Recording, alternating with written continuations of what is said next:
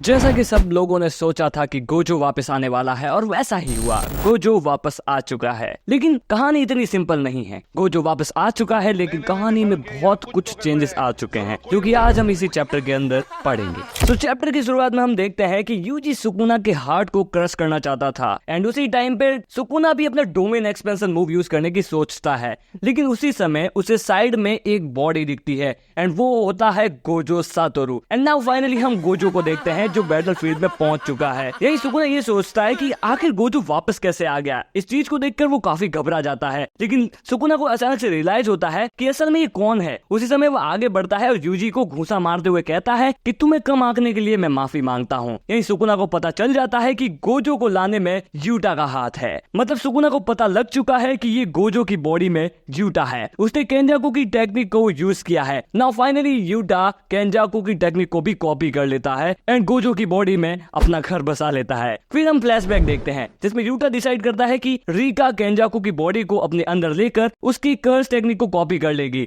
जिससे यूटा किसी दूसरी बॉडी में चेंज हो सके। यहाँ माँ की इस प्लान पर सवाल उठाती है, लेकिन हाकारी कहता है इसमें कुछ कंडीशंस हैं। इस प्लान को हम तभी यूज करेंगे जब सब खत्म हो जाएगा या कोई रास्ता नहीं बचेगा। कुसाकाबे कहता है कि हम गोजो की लिमिटलेस को कॉपी नहीं कर सकते। सोको कहती है बिना 6 आइज के लिमिटलेस को यूज नहीं किया जा सकता। ये कुसाकाबे फिर कहता है तो 6 आइज को हम कॉपी कर ले तो बढ़िया रहेगा ना। सोको कहती है 6 आइज कोई कर्स टेक्निक नहीं है, ये तो फिजिकल बॉडी का एक पार्ट है। फिर मागी पूछती है जैसे कि हमें पता है यूटा केवल 5 मिनट के लिए ही कर्स टेक्निक को कॉपी कर सकता है, तो आगे क्या होगा। यूटा कहता है वह नहीं जानता, लेकिन मेमे एक्सप्लेन करते हुए यूटा के केंजाकू के कर्स टेक्निक को कॉपी करने के फायदे और नुकसान के बारे में बताती है कि एक पॉसिबिलिटी ये है कि यूटा को बॉडी स्विच करने के बाद कर्स टेक्निक को वो गवा सकता है और वो गोजो की बॉडी में परमानेंटली फंस जाएगा। यहाँ मेमे ये समझाते हुए बताती है कि यूटा अगर तुम केंजाकू की टेक्निक का यूज कर गोजो की बॉडी में स्विच किए तो प्रोबेबली तुम गोजो की बॉडी में ही फंस कर रह जाओगे। इस पर यूटा मेमे से कहता है इससे फर्क ही क्या पड़ेगा, अगर सुकुना नहीं मरा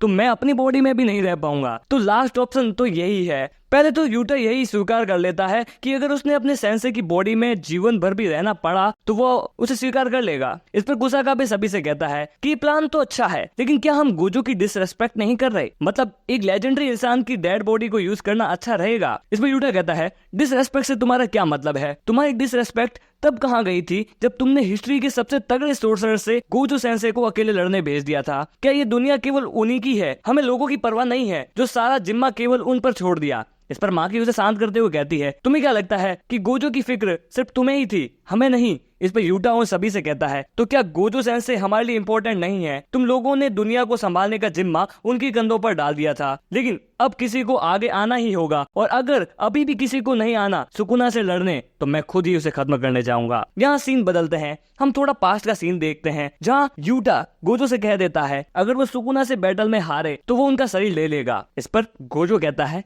किससे उसे क्या ही फर्क पड़ता है, उस पर खोने के लिए अब कुछ भी नहीं है उसके शरीर के अलावा, अगर वो भी उसे खो देता है तो तुम उसे ले लेना। एंड दैट्स द रीजन कि यूटा गोजो की डिसरेस्पेक्ट नहीं कर रहा, कि उसे बताया गया है कि वो फुजीवारा क्लेन से है, बट गोजो तो खुद उसे सुगावारा क्लेन का बताते हैं। गोजो बताता है कि यूटा और मैं दोनों सेम क्लेन सुगावारा से हैं, इसका मतलब वो दोनों ब्लड रिलेटेड हैं। गोजो कहता है कि यूटा तुम काफी बढ़िया परिस्थितियों में पैदा हुए हो एंड अगर इसके बावजूद वो तुम कुछ करके नहीं दिखा पाए तो इसे हमारे क्लेन में जन्म लेने का तुम्हारा कोई मतलब नहीं रह जाएगा। गोजो कहता है फिर चलो तुम्हारी स्लॉपी कर्स टेक्निक से स्टार्ट करते हैं। फिर गोजो अपने सभी स्टूडेंट्स को बाहर भेज देता है क्योंकि वो नहीं चाहता कि वो उसकी ब्लडी साइड को देखें, और खासकर जब वो नहीं जानता कि वो जो कर रहा है वो सही है। गोजो कहता है कि अगर मैं हार जाता हूँ तो गाकुवेजी दादा वो जेजे के हेडक्वार्टर के टॉप पर होना चाहिए। गोजो फिर स्टूडेंट्स को बाहर जाने के लिए कहता है, लेकिन सभी वहां से जाने से मना कर देते हैं। यूटा ने गोजो से कहा दोबारा खुद मॉन्स्टर बनने की कोशिश मत करना। गोजो फिर कुछ नहीं कहता, लड़ाई के लिए तैयार हो जाता है। अब यहाँ सीन बदलते हैं और यूजी के दोस्त अमाई मास्क की कर्स टेक्निक के बारे में हम थोड़ा जानते हैं। वो अपने अंदर के शुगर को बढ़ा सकता है और उसे किसी तरह से आउटपुट कर सकता है। सोको ने उसे अपने साथ रख लिया। फिर सीन बदलते हैं, सुकुना के स्लेसेस से यूटा आधा कट गया और उसे फिर मेडिकल वार्ड में ले जाया गया। यूटा की घावों को बढ़ने से बचाने के लिए अराटा ने कर्स टेक्निक का यूज किया। यूटा रीका की वजह से स्टिल कॉन्शियस था। फिर सोको कहती है उसने गोजो की बॉडी को जोड़ दिया। नाउ फाइनली हमें ये मालूम चल चुका है कि सोको की वजह से ही गोजो की बॉडी वापस से मर्ज हुई है। यूटा अपनी मैक्सिमम रिवर्स कर्स टेक्निक से बॉडी को कंप्लीट कर बॉडी स्विच कर सकता है। बैक टू द प्रेजेंट हम देखते हैं सुकुना और यूटा जो गोजो की बॉडी में है दोनों अपना डोमेन यूज करते हैं। नरेटर कहता है गोजो को पहले ही पता चल चुका था सुकुना के ओपन डोमेन बैरियर के बारे में। चैप्टर यहाँ एंड हो जाता है और लास्ट में हम सुकुना के मेलवोलेंट श्राइन एंड यूटा गोजो के अनलिमिटेड वॉइड को यूज करते हुए हम देखते हैं। सो फाइनली यहाँ चैप्टर एंड होता है। सो गाइस, अगर वीडियो पसंद आई हो तो वीडियो को लाइक कर देना, चैनल को सब्सक्राइब कर देना। इस पर मैं एक डिटेल्ड वीडियो जरूर से लेके आऊंगा जहां मैं एकदम सही से सटीक से एक्सप्लेन करूंगा। So guys, if you like that video then like it and थोड़ा सा और पसंद आए तो सब्सक्राइब कर देना। I see you guys in the next video, till then bye.